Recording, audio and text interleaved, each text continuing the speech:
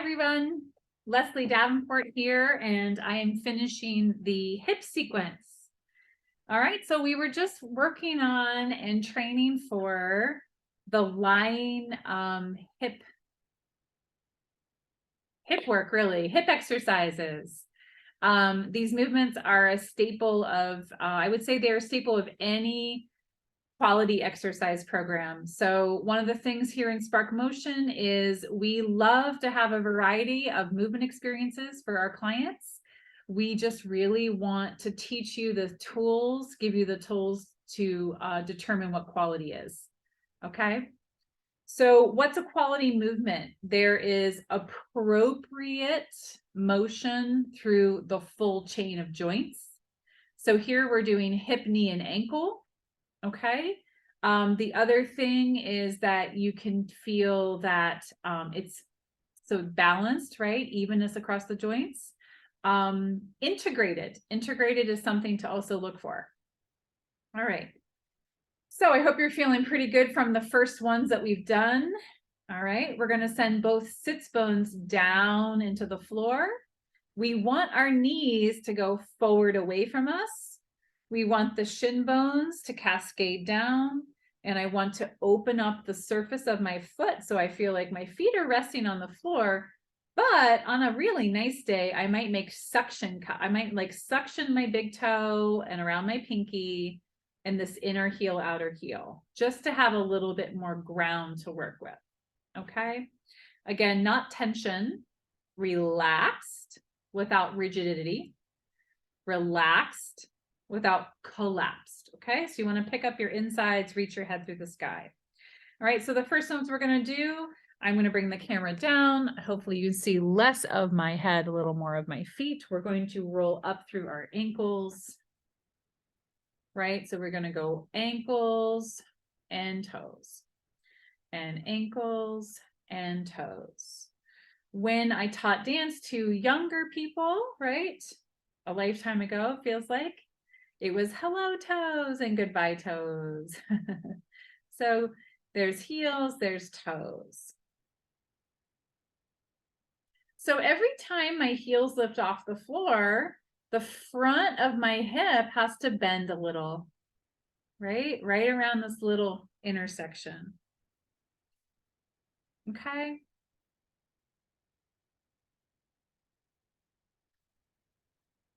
Awesome. So next, I'm going to have you open up the front of the leg. Okay. Now I have furniture right underneath here. It's catching the back of my thigh bone. All right. Use your hands on the furniture and rotate your sits bones forward on the chair a little bit and feel like that helps you get a low abdominal connection. Just press a little more into the furniture and feel a release of the effort in the top of the hip here, like a release of the effort. Maybe the motion just feels like it goes down the leg, and then coming center and center.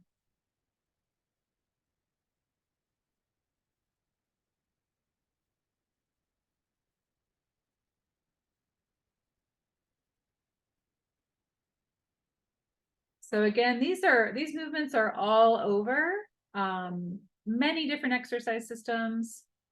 I'm not making these up. I'm going through suggested hip motions because we have some clients preparing for hip replacements. And we also have clients who are returning after a hip replacement.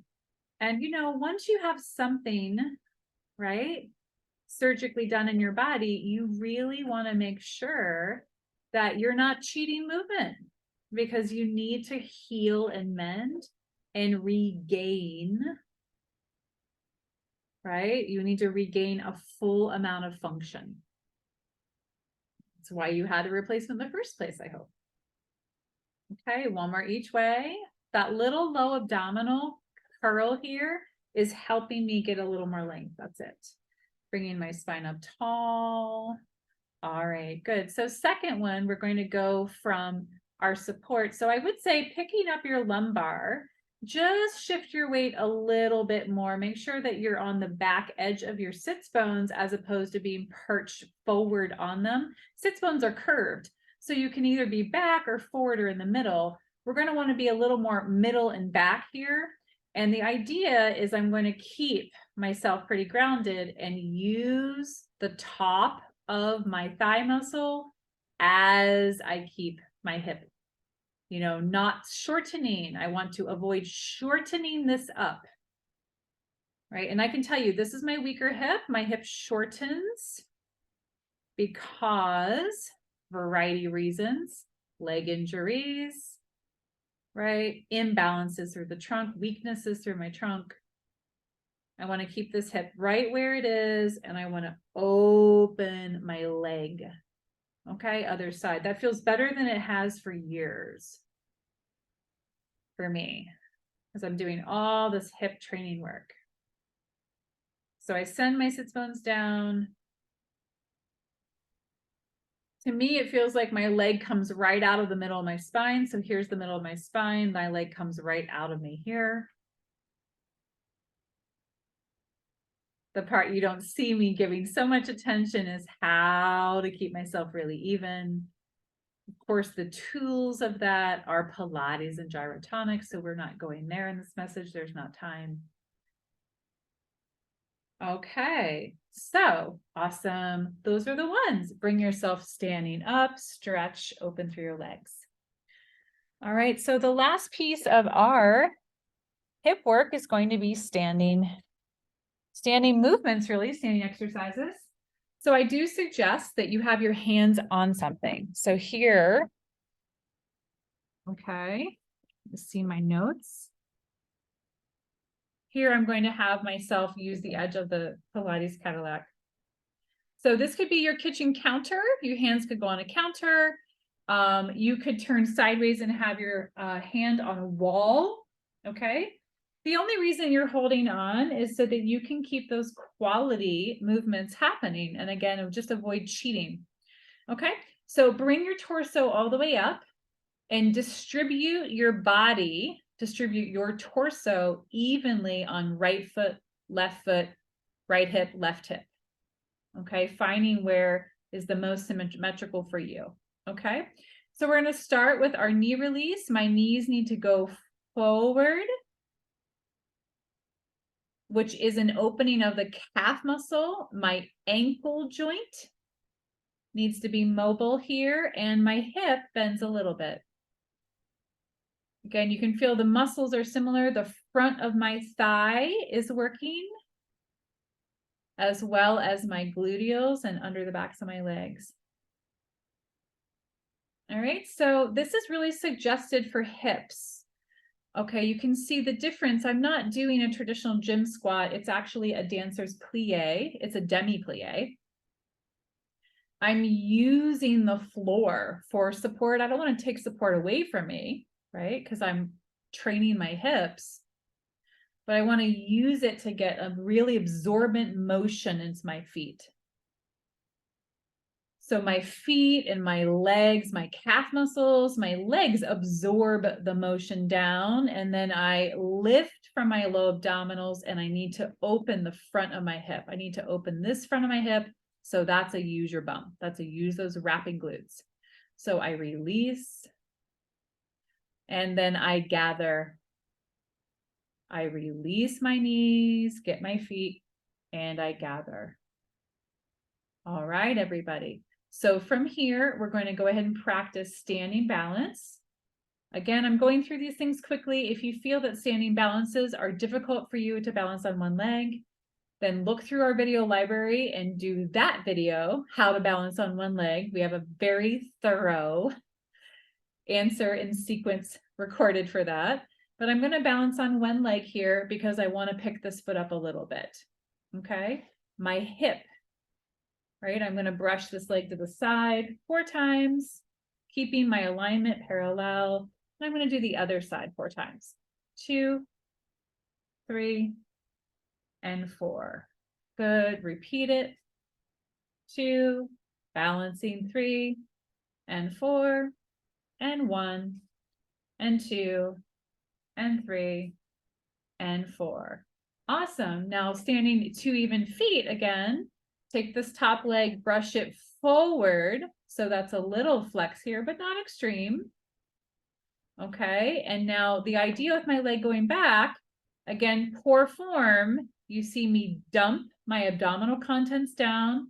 I'm scrunching my back and my hip connections went out the window.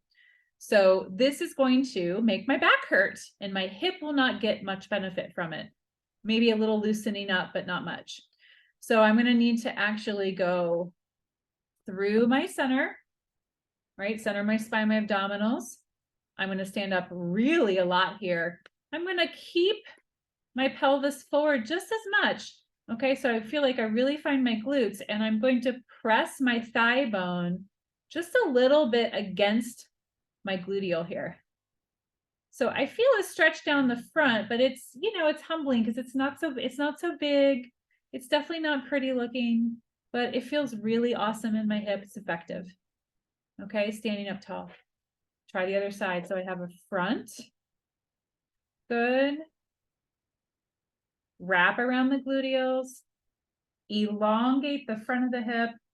And just press the thigh. The femur bone is going to just go a little bit back against really what the glutes are. All right, so we're going to go from this one to this one to this one.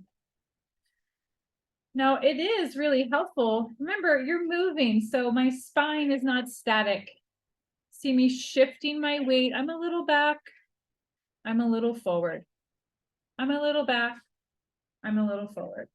If I was too rigid about it, then that wouldn't be fun either. That wouldn't be effective. Awesome. Okay, stand 2 feet nice and even. Okay, lift on your toes and rock back on your heels. My toes just went up. And lift and rock back. As you lift your middle of your spine, my hip opens. This feels fantastic, putting together what we've done today in the hips, right? And then as I lower, I'm stretching my hip a little longer. I'm going to gather the support behind me. I'm picking up my toes. Oh, my knee opens, right? Up and through. The movements are so hip, knee, ankle, hip, knee, ankle. It's pretty cool. All right, now just because it's kind of fun, let's just do a few of each. Okay, let's try maybe 2 of each. So we have lower, reach, lower, and reach to the side, out, out, other side, out, and out, front and back, front, and back. Front looks like a very simple ballet bar, doesn't it? Front and back, because it is. Front and back and up and toes and up and good. Last time, 2 movements of each. Reach, knees, release and up, right leg to the side, to the side, to the left side. You can lift it off the floor if you like. Front. Oops, I forgot the back. There we go. Front and back. Other side. Really use your spine coming up. Wrap around your hips. All right, and elevate down. Lift your toes down. Up and down. Lift your toes and down. Okay, now just standing hip width apart. Do a little bit of a yes motion with your head. Feel like you're going to read something, and then start to curve over your upper abdominals. Leave your shoulders back there. Roll over so your hands are about the height of your knees. Bring your rib cage away from your pelvis. Arm circles 1, 2, 3, 4. Good. If you have something in front of you, that countertop, you could rest your arms on the countertop and breathe into your back. One more time. All right. As your hips come underneath you, okay, lots of options here. You can release your knees. If the knees bend, the center of gravity goes lower. This helps the hip rotate more. Okay, so if you want to come under here, that's cool. You can rotate your hips. Your head comes up as your hips come right over top of your feet. This way. Okay, awesome. So thank you so much for listening. We always hope two things. We always hope it's fun. We always hope you learn something different and interesting about your body. Your body is so fascinating how it works and it puts things together.